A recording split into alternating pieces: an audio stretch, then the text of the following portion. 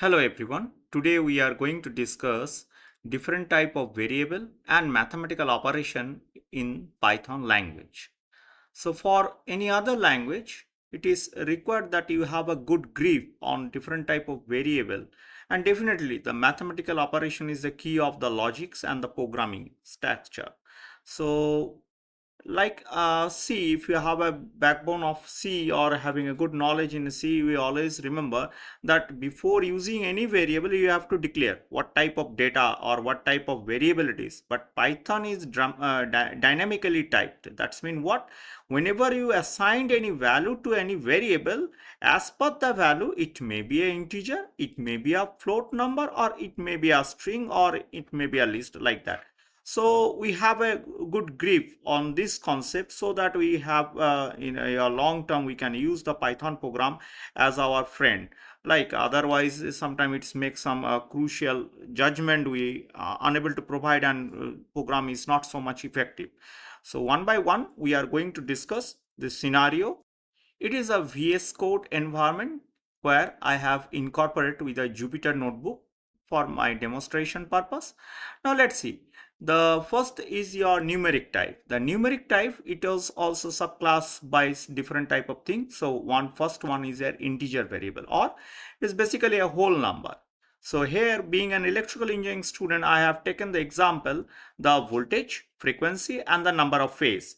We know in our domestic line, the voltage level is your per phase is your 230 volt. So that's a whole number, and the frequency as per the Indian standard, it is your 50 Hz, and whereas the number of phases, if it is a domestic line or any type of consumer lines is there, then it is a 3 phase, so 3. So let's run it. From here already I have discussed how to run the program in very introductory classes.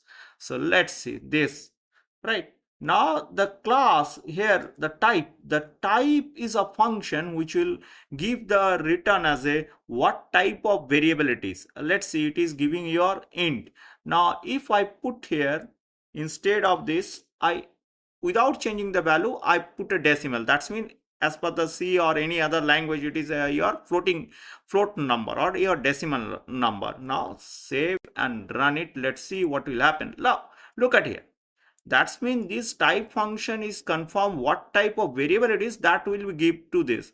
Now next type of variable, that is a float number. Float number, where is required? Suppose you are doing some practical and you are getting some 15.5 ampere or our power factor. In our cases, that it is not a whole number, it is always a fractional, it is a lagging in nature. As per the Indian standard, as per the industry, it is a must be more or equal to your 0.85, and say resistance of any circuit is say 12.75. so if you run this, now look at here, yeah, it is actually already I have run the script and then I explain it here. So it is for your demonstration purpose. So this one. Now the complex number, because we are in the engineering field, and we know without complex number calculations our engineering mathematics are not satisfy all the things. So if you are familiar with the MATLAB language, then I and J both can be used to indicate it is a complex number. But in Python it is precisely, it is mentioned that you must use your J instead of the I. If you place here I, you are getting an error. Let's see first using your J, run it, this thing, yeah, everything is coming perfect. So now let's see as per MATLAB it is coming or not. Now the variable color itself has changed and something is wrong. I is not defined in a pylon, right? So let's run, or now here, invalid. So it is always keep in mind that whenever you do some programming with complex number, always use as the J, like your electrical concept. I in electrical is your current, and Python somehow making some agreement with the electrical engineering, so that it is always represent as a J as complex number or the complex part. Now here, look at here very carefully. The impedance having some real part and also some your imaginary part. So here the impedance itself, it is run it again, yeah, complete impedance has been given. Now after that, this dot and real, it will give you the real part, whereas impedance, that's mean the variable dot imaginary, will give you your imaginary part.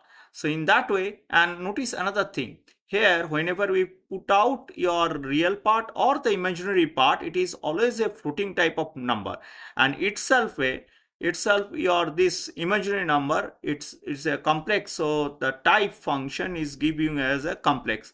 Now let's see what will happen if I only, let's see what will happen. Look at here, I have clear all the your output. How to clear it? Here whenever it is run, then Jupyter, you have to clear all the output this, or if you wish to individually clear this thing, click on just a minute, click on here, clear cell output this, or if you are like to do in Linux type of thing, Control Shift P, then here type notebook colon, then clear all output. Everything will be clear. Now let's see where this, right, the type. Let's see what is the type of this image. Look at here, float, or you can write here real.